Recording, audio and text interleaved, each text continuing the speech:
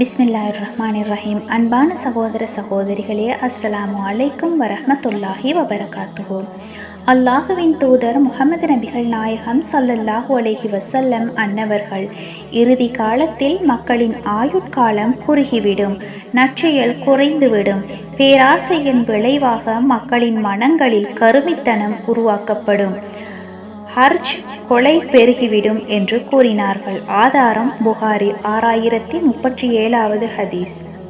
வஸ்ஸலாம்.